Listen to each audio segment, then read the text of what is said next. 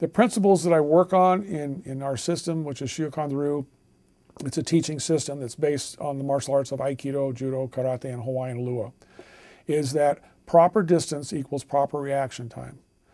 When you're attacked, you want to remove the target, whatever part of the body that may be, and you want to intercept and redirect the attack. You do not want to block it. When you block something, you stop. So when we're saying you're doing an up block, you're really not blocking it, you're not stopping it, you're deflecting it. So once you've got the proper distance, you've stepped off the center line of attack, and you intercept and redirect the attack at the weakest point, you take the person down and you do your technique, and once the attack has been neutralized or stopped, that's your goal in self-defense, is to stop the attack, that's where it ends.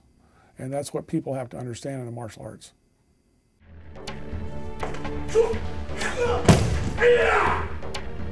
This is another situation where the victim is being attacked from behind, except this time the subject's grabbing her shoulder and her wrist.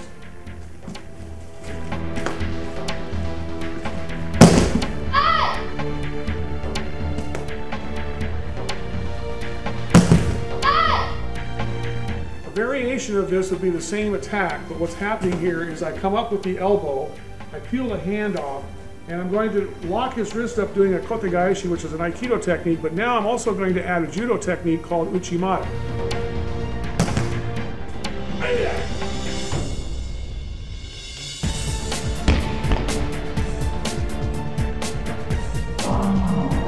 Another variation is a technique called Arimanagi, which is an entering throw from Aikido. This time she's going to do an entering throw, which brings the elbow up, comes around, throws him around the neck, and down to the ground. Now we're going to look at this at little speed.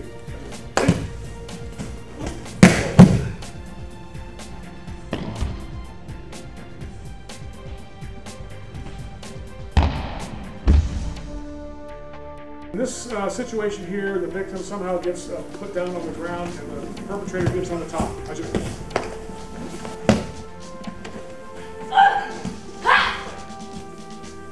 The victim's on the ground, so the perpetrator gets on top, and what he's doing is he's going to start throwing punches. What she needs to do is to get her legs up behind his rear end.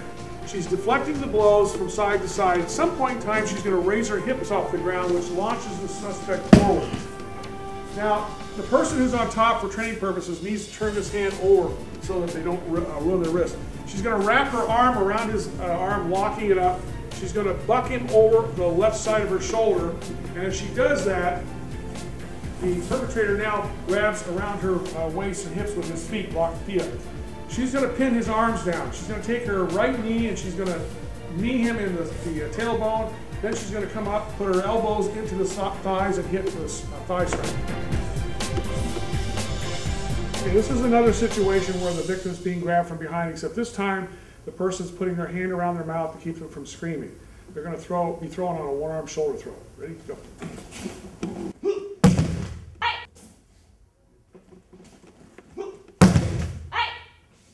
Okay, in the previous technique, the subject was standing upright. He wasn't pulling her forward or backwards. This one here, he's doing the same thing, but he's pulling her backwards.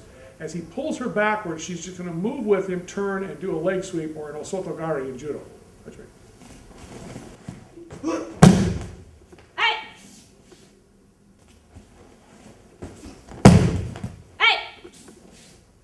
Okay, now we're dealing with a situation where we have multiple attackers on one person. In this situation, you're going to see Kelly here defending herself against two attackers at one time. Roger.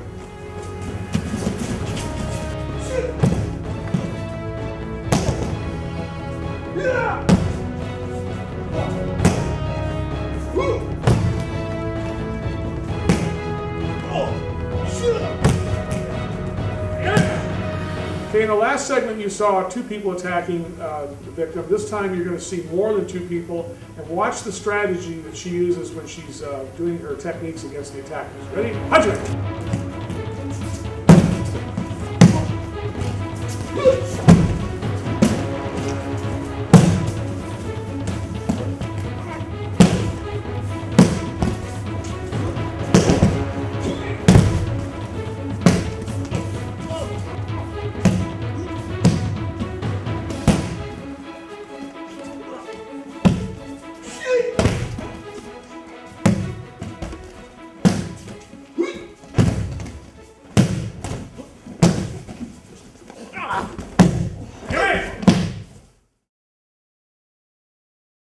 this section here, we're going to talk about weapon disarming techniques against a knife and a handgun.